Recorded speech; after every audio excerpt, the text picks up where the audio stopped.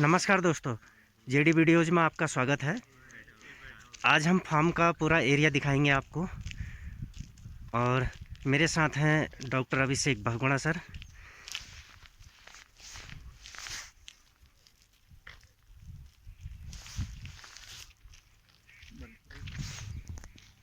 दिखा रहा हूँ आपको, चलिए। हो गया। नमस्कार किसान भाइयों, आज हम आपको कृषि विज्ञान केंद्र गैना में भ्रमण करा रहे हैं और ये दिखाएंगे कि किस तरीके से हम फसलों को लगाएंगे, कैसे हम पानी की व्यवस्था करेंगे और कहाँ कहाँ पर कौन सी फसलें लगाएं। तो आज हम एक नज़र मारते हैं अपने केवी के गैना में। ये हमारे यहाँ का मैप है, इसमें आपको सारी चीज़ें दिखाई देंगी। कहाँ पर फसल लगाई जाती है, कहाँ पर पॉली हाउस है, कहाँ पर नेट हाउस है, कहाँ पर हमने कीवी का प्लांटेशन किया है और मुर्गी पालन कहाँ पर है, कहाँ पर हमारे पानी के टैंक हैं, कहाँ पर हमारे सब्जी के लिए पॉली हाउस बनाए गए हैं। तो हम धीरे धीरे आपको सारी चीज़ें बताते रहेंगे।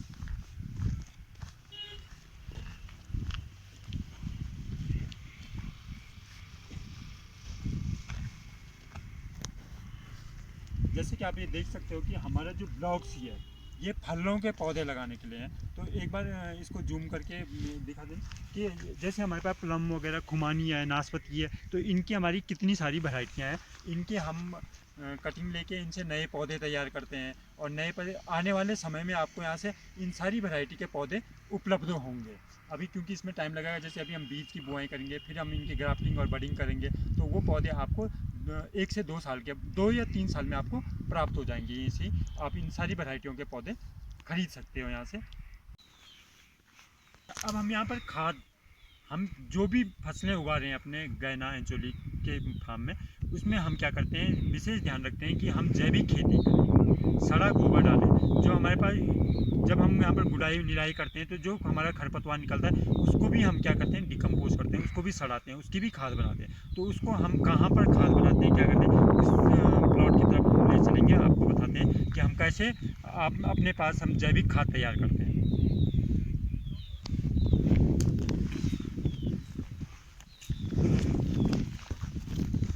की जो इकाई है, जो यूनिट है, वो यहाँ पर है। इसमें हम केचुए डालते हैं, सड़ी हुई गोबर की खाद डालते हैं, नहीं? और जो हमारे पास वेस्ट मटेरियल होता है, जैसे सब्जियाँ का हो गया या कोई भी फसल, धान्य फसल लगी है, उनकी जो खरपतवार निकलते हैं उनको हम सब यहीं पर डिकम्पोज करते हैं, इनको यहीं पर सड़ा के हम।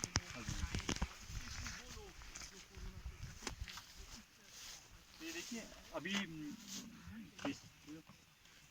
ये हमारे पास जैविक उत्पादन के लिए जो वर्मी कंपोस्ट है उसकी यूनिट है, उसमें हम गोबर से खाद बनाते हैं। और जो हम सड़े हुए गले घास के पत्तों से बनाते हैं, उसके लिए हमारे पास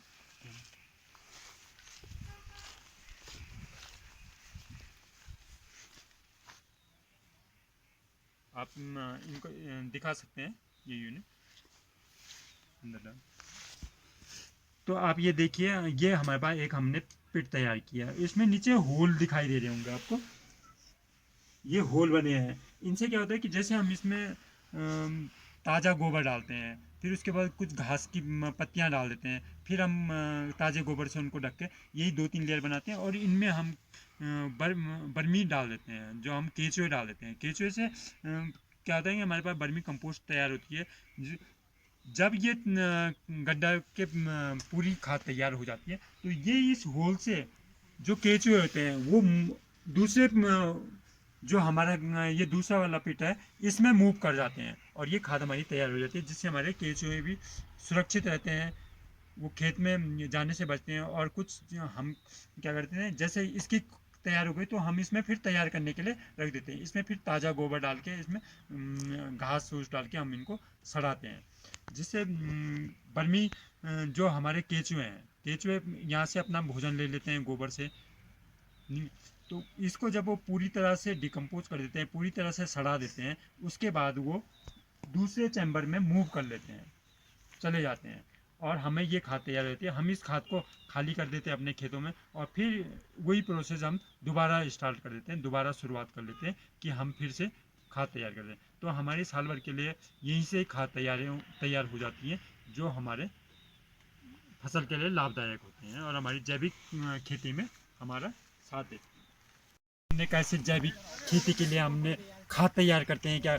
अब हम आगे जा रहे हैं। मैं पहले भी बता रहा था कि हमारे पास मछली उत्पादन के लिए भी है और मुर्गी उत्पादन के लिए भी हमारे पास स्टोर है। तो मैं आपको सीधा ले चल रहा हूँ। हमारे पास डॉक्टर कंचन आर्य हैं जो पशुपालन से संबंधित हैं और एनिमल हस्बेंड्री के हैं। तो उनको पास ले जाऊंगा, वो बताएंगे अब आपको कि कैसे हम ये मछली उत्पादन करती हैं, क्या है, क्या उनको चारा देना पड़ता है और कैसे मुर्गी पाली जाती हैं, मुर्गियों को किस समय क्या क्या दिया जाता है चारा।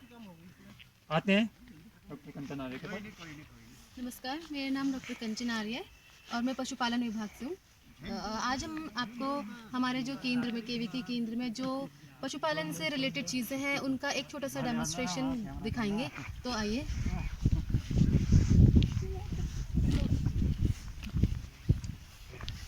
तो सब मैं भी बोलूँ।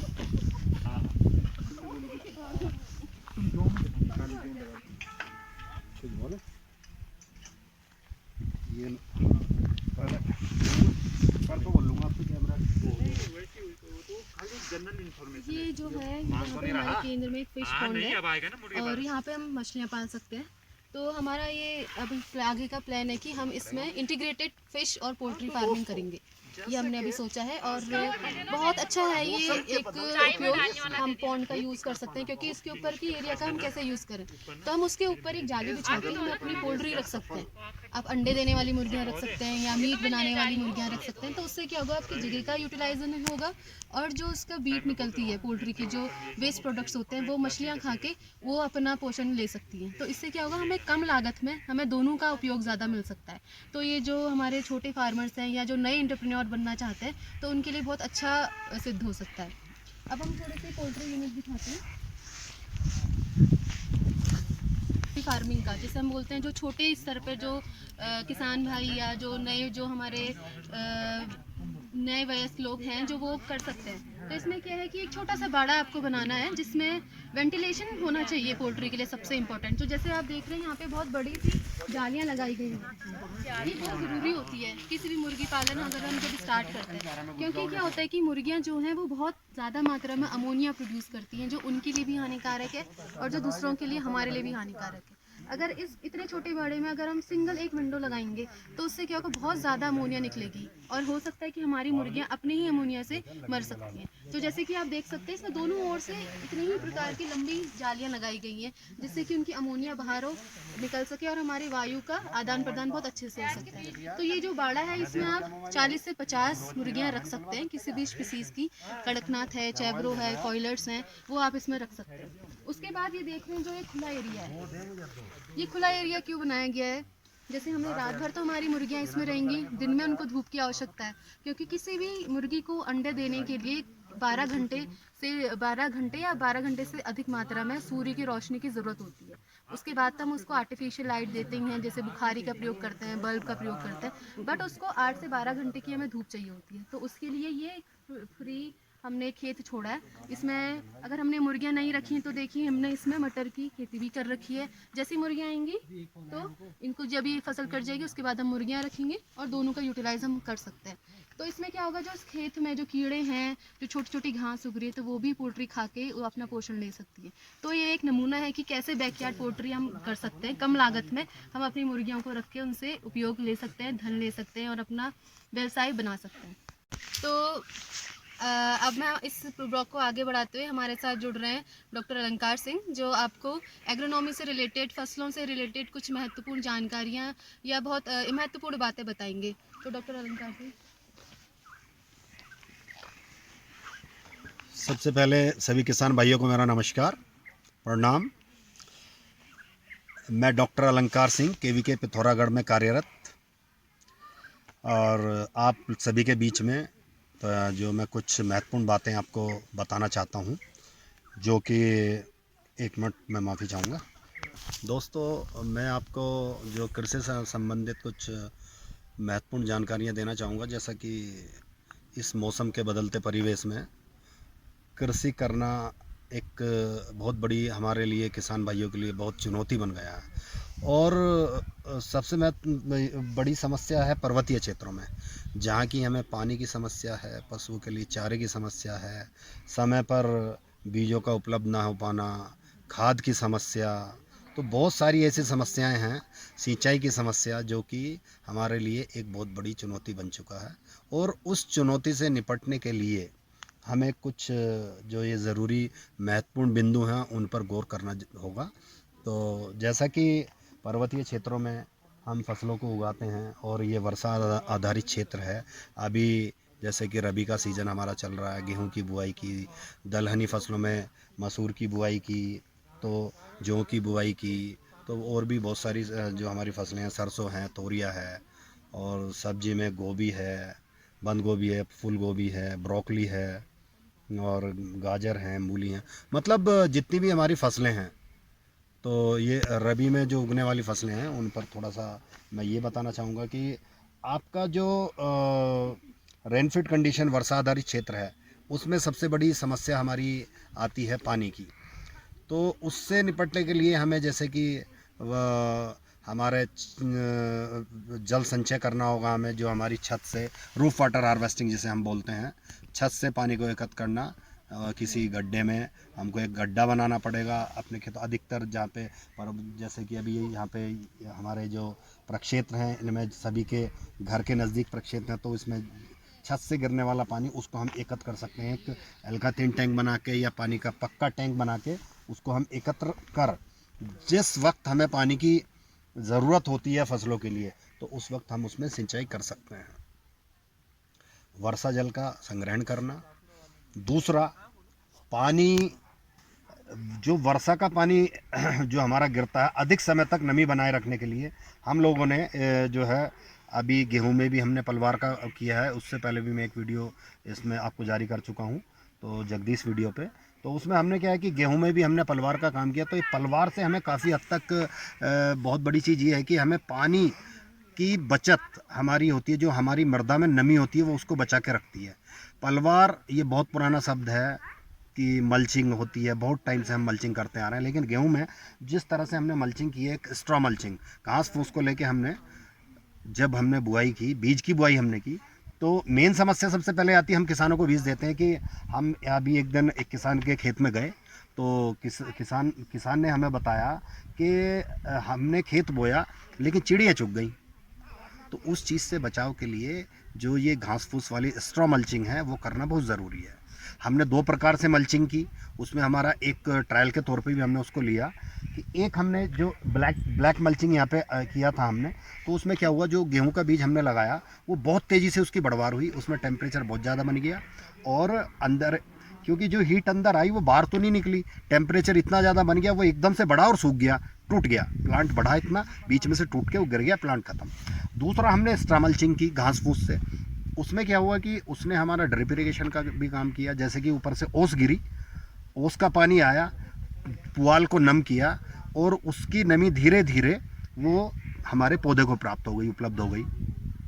लगातार वो नमी बनी रही, क्योंकि जो धूप डायरेक्ट जो सूर्य का प्रकाश पड़ा वो डायरेक्ट मिट्टी पे नहीं पड़ा, तो मल्चिंग आपकी हो रखी है, तो अंदर की नमी उसमें बची हुई है, जो कुछ भाप बनी और वो वहीं पे गिर गई, कुछ उड़ गया, उसमें लॉस हुआ। लेकिन उसमें सबसे अच्छी चीज़ देखने में ये आई कि हमारे पौधे में जो नमी बनी हुई है वो ठीक है। दूसरा, उसमें जो तापमान है, 10 दिसंबर को हमने गेहूं लगाया, खुले में भी लगाया और पलवार में भी लगाया। आज हमारा 22 जनवरी है, ठीक, तो लगभग 1.5 महीने में हमने ये देखा कि उसमें लगातार नमी भी बनी रही, और जो खुला हुआ था उसमें मिट्टी, बारिश हो गई तो ठीक है, वरना वो फिर सूख गया, तो पौधे की बढ़वार उसमें बहुत कम रह गई। जिसमें हमने मल्चिंग किया, पलवार किया, उसमें जो था बढ़वार बहुत अधिक हो गई, यानी कि दुगना कह सकते हैं। जो जितना मैंने उसको नोट किया, उसको ऑब्ज़र्व किया, तो उसमें क्या पाया गया कि उसकी बढ़वार उससे दुगनी हो गई, और जर्मिनेशन जमाव प्रतिशत भी उससे दुगना रहा, वो 50% और वो 100%। तो उसमें क्या, हमारी बीज की बचत हो गई, चिड़ियों से जो है बीज को बचा लिया हमने, क्योंकि चिड़िया उसे नहीं चुग पाई, तो इसलिए उसका जमाव प्रतिशत अधिक रहा। एक ही बीज एक ही समय पर और एक ही प्रक्षेत्र पर हमने उसकी बुआई की, लेकिन फ़र्क रहा सिर्फ मल्चिंग का, पलवार से हमने बीज को भी बचाया, पलवार से हमने नमी को भी बचाया, ठीक है।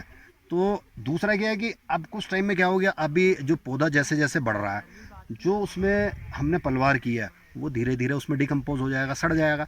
दूसरा क्या, फिजिकल प्रॉपर्टी, हमारी जो मिट्टी है, मिट्टी की उर्वरा कहीं ना कहीं उर्वरा शक्ति भी उसकी उर्वरता जो है बनी रहेगी, है ना। और एक तरह से उसने हमारा ड्रिप इरिगेशन का काम किया। दूसरा खाद के लिए मैं आपको ये बताना चाहूँगा कि हमारे पास पहले तो पशुओं को चारा खिलाने के लिए उपलब्ध, यानी कि पर्याप्त मात्रा में चारा उपलब्ध नहीं है। पर्याप्त मात्रा में चारा उपलब्ध नहीं होगा तो हमें पशु हमारा स्वस्थ कैसे रहेगा, ठीक है। चलो जैसे तैसे करके घास फूस ये वो सब सूखा चारा खिला के, कुछ दाना खिला के हम पूर्ति कर लेते हैं।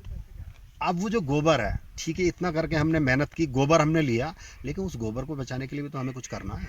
हम क्या करते हैं, थपकी लगा के, गढ़वाली भाषा में तो थपकी बोलते हैं, मैंने गढ़वाल में काम किया, मतलब एक ढेर लगा दिया। और ये जो जगदीश जी, जैसे ये ढालदार ज़मीन है, ये रास्ता है जहाँ मैं खड़ा हूँ, इस रास्ते पे हमने गोबर डाल दिया, क्या होगा, ऊपर से अभी जैसे बारिश हुई उसमें जो भी पोषक तत्व हैं, नाइट्रोजन उड़ गया, धूप आ गई, ठीक, बाकी उसमें जो भी पोटास है, फास्फोरस है, जो भी कुछ है, जो भी पोषक तत्व उसमें हैं गोबर में पाए जाते हैं, NPK, नाइट्रोजन उड़ गया, पी के हमारा बह गया, ठीक है।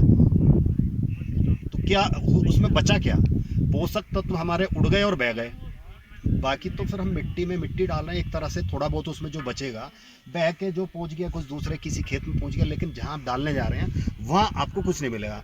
आपकी जो आर्थिक नुकसान भी उसमें होगा, क्योंकि आप लेबर लगाएंगे, मतलब आप भी खुद से भी आप करते हैं, तो एक तरह से आपका भी तो समय उसमें खर्च हुआ ना, तो एक तरह से आपका आर्थिक नुकसान हुआ, दूसरे भी काम करते, तो आपकी खाद बेकार हो गई, आपके खेत में डाली, आपकी फसल को भी कोई ज़्यादा फ़ायदा नहीं होगा। तो अच्छी गुणवत्ता युक्त आप खाद अगर इसमें डालेंगे तो शायद आपकी फसल को, शायद क्या, निश्चित तौर पर आपकी फसल को फ़ायदा होगा। दूसरा, गड्ढे में यानी कि आप खाद डालिए, अच्छी प्रकार से उसको सड़ाइए, केंचुए की खाद तैयार कीजिए, गुणवत्ता युक्त वर्मी कंपोस्ट, गुणवत्ता युक्त कंपोस्ट, जिसमें कि हमारा एक ट्राइकोडर्मा पाउडर होता है, ट्राइकोडर्मा अर्जेनियम, उसको 100 ग्राम को 2 क्विंटल लगभग गोबर में मिला के एक उत्तम गुणवत्ता युक्त कंपोस्ट हम तैयार कर सकते हैं, जो कि 30 से 35 दिन में तैयार होती है। जहाँ कि हमारी केंचुए की खाद है वो 2 महीने 2.5 महीने लेती है, तो इसमें क्या, वो 30 से 35 दिन में हम गुणवत्ता युक्त कंपोस्ट तैयार कर सकते हैं। उसको भी हम सड़ा के, अच्छे सड़ा हुआ गोबर खेतों में डालें तो हमारी फसलों के लिए लाभदायक होगा। दूसरा, हम जो कच्चा गोबर डालते हैं, अभी ये पड़ा हुआ है, हमने ढेर लगा के नीचे डाल दिया, कच्चा सड़ा अध कच्चा गोबर हमने डाल दिया, उसमें क्या होगा, हम बुलावा दे रहे हैं कुरमुला कीट को। कुरमुला कीट को हमने बुला लिया, अब वो कच्चा गोबर डाला, उसकी खुशबू से वो कुरमुला कीट आपके खेत में आ जाएगा, आपकी फसल को काटेगा, नुकसान करके चला जाएगा, वहाँ भी आपका नुकसान हो गया, आपकी मेहनत बेकार गई, आपका बीज बेकार गया, कुल मिला के आपका नुकसान हो गया। इन चीज़ों से भी बचा जा सकता है अगर हम ये प्रक्रियाएं करें। तो हमें क्या करना है, बीज उपचार, मृदा उपचार से लेके, बीज उपचार से लेके जो भी सारी चीज़ें हैं, जल संचय भी करना है, मृदा उपचार भी करना है, बीज उपचार भी करना है, और कंपोस्टिंग भी तैयार करनी है, विशेष गुणवत्ता युक्त। अगर हमें एक अच्छा फार्मर बनना है, अच्छा किसान बनना है, प्रगतिशील किसान बनना है, और हमें कुछ अच्छा उत्पादन लेने की चाह है, तो हमें इन प्रक्रियाओं को दोहराना होगा।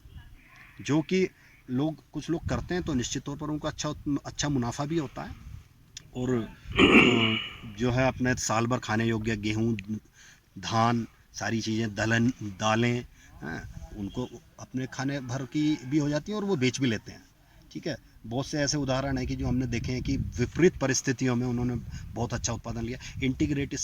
एकीकृत कृषि प्रणाली अपनाई है। यहाँ पे पर्वतीय क्षेत्रों में हमारा आप सीड प्रोडक्शन भी कर सकते हैं। अभी है आपका, यानी कि अब कोई स्रोता आपका भरा, आप जल कोई आपने पानी का टैंक बनाया तो उसमें मछली पालन भी कर सकते हैं, उसके ऊपर आप मुर्गी पालन भी कर सकते हैं, ठीक है। तो ये इसमें आपकी आय बढ़ाने में भी सहायक होगा। बाकी बीजों का चयन क्षेत्र के अनुसार, आपके क्षेत्र के अनुसार, ऊंचाई के अनुसार बीजों का चयन कीजिए आप। बहुत सारी ऐसी बातें हैं जो कि, क्योंकि बदलता परिवेश, मौसम का बदलता परिवेश, इस परिवेश में खेती करना बहुत ही, क्योंकि एकदम से टेम्परेचर बढ़ जा रहा है और एकदम से टेम्परेचर गिर जा रहा है, कभी ओले पड़ जा रहे हैं, कभी बारिश हो जा रही है। जब हमें बारिश की ज़रूरत है उस टाइम बारिश नहीं होती है, ठीक है। तो इन चीज़ों से को कहीं ना कहीं हमें सामना करने के लिए, तो जो चीज़ें मैंने आपको महत्वपूर्ण बिंदु कुछ बताए हैं, तो उन पर आप गौर कीजिएगा। बाकी अगले उसमें हम आपको फिर मिलेंगे। नमस्कार। अगर आपको हमारा आज का ब्लॉग अच्छा लगा है, पसंद आया है, तो हमारे ब्लॉग में कमेंट करें, लाइक करें और सब्सक्राइब करें। धन्यवाद।